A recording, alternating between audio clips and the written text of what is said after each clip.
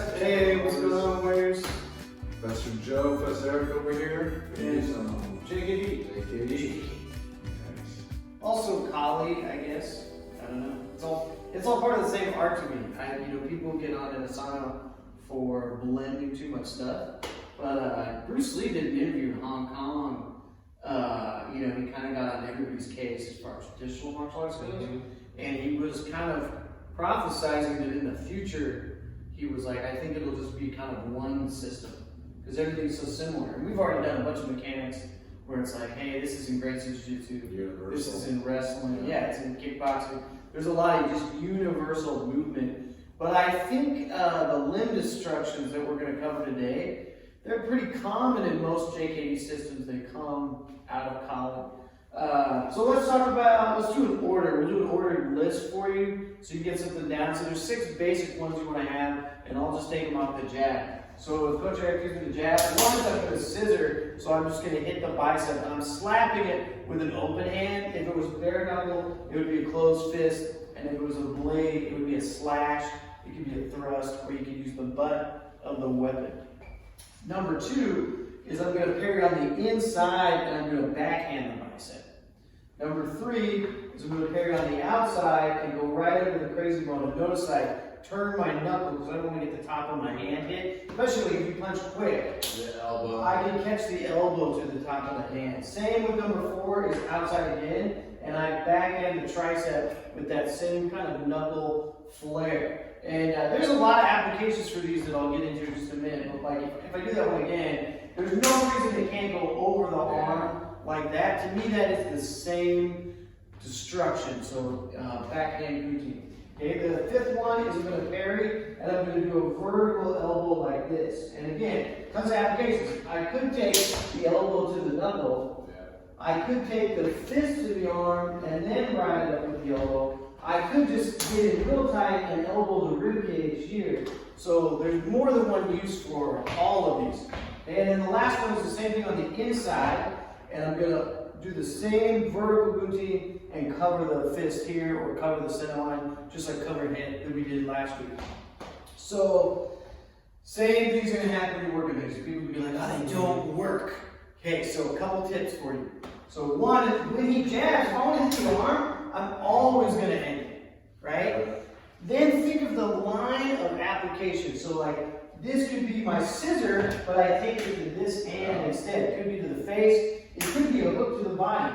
That's still a scissor Gunting. It doesn't matter what the target is. So those little layers will protect you. So if we look at the inward backhand, I can take this to the wrist and be retreating. It could be to the bicep. But of course, when you do this, he's going to try to punch. So I got to be ready to go to the inside. So there's a couple ways to do that. So if we turn this way, if you give me the jab, one is my hand comes back and covers center. A lot of people you see do this, and they just leave it here, and then they're definitely open for the straight right. So unless you're baiting the guy, it kind of goes 1, 2, and you can see it's already back to my guard position. Then the last application, which I use all the time because it works in the gloves, is inward backhand, but I cover the hand here, this way. So it's the same line. So again, it could go to the face, it could go to the hand, it could go to the shoulder. So there's a lot of different targets. Okay, the other question we always get on this is why the order? Because it seems backwards, right? If you do the jab, okay, well, this is uncomfortable, and you're switching sides, right? That's because it's not the application, that's just the list. So let's take the first 2, scissor and backhand. So from a scissor, imagine like a 3-point cover or a shoulder roll. So if he gives me the jab and I shoulder roll into it, when he feeds across, I'm already set up. So the orientation of your body will dictate the next one that's going to be put to use if you need to use it. So I think they're a really good way to advance and kind of tie up, but also a good way to retreat and kind of add coverage. And definitely, if you have a tool, right? See, I can hit the knuckle and scissor, and now I can thrust to the arm as I backhand, or it could be vertical, it could be the neck. Not to get too weapon-oriented on Monday. But man, so that's your first 6 basic limb instructions. And then, just play a drill. Easy drill is you do the jab cross, scissor, and backhand. You can turn up the speed. and my hand should still be in the way. Because again, even when I parry, people parry too far, and then the cross comes, and you're like, oh, I'm on the outside of it, right? So you can jab cross quick. You can see my hand is already on center to provide coverage for the backhand. Then you can play it in reverse. So I just set up with a shoulder roll here. So if he feeds a jab, I backhand the first one, and I scissor the second one. So again, think about my orientation. If you throw a hook down, there's no way the hook is going to get to me. So that's just two ways to play it: off the jab cross, scissor it, and then backhand, or backhand the jab and scissor the cross. That's awesome. Yeah, it should work with the weaponry. Really good stuff if you have like a tactical pen, tactical flashlight, something on you to give you a little advantage if you're in a self-defense situation. Yeah. Cool, Yeah, it's the same thing in Thai boxing with the knees. Like we use that same like inward parry to cover and hit with. Yeah, inward parry, outward backhand. I can't remember what the number is. Yeah, our Dutch guy, my Thai teacher, he just says like block and knee. It's like one. But yeah, you brought up a really good point. That's the same motion as the inward backhand. He'll do it like this if you give me a cross. He'll go inward backhand like that and throw the knee this way. And then if you feed the jab, he'll go to the arm and the head, and then they'll knee the rib here.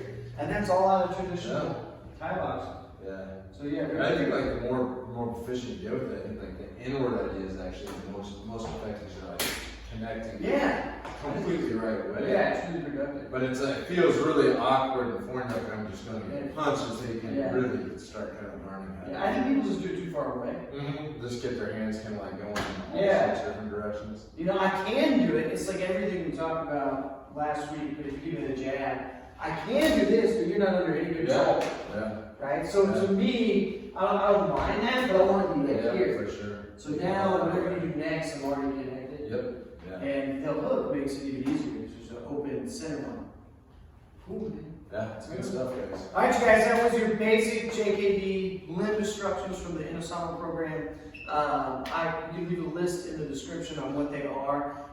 You just really need a couple. Just play with that scissor, play with the backhand, do it with and without tools. You can even do it, the stick, it can work the same way. Inward scissor, inward backhand.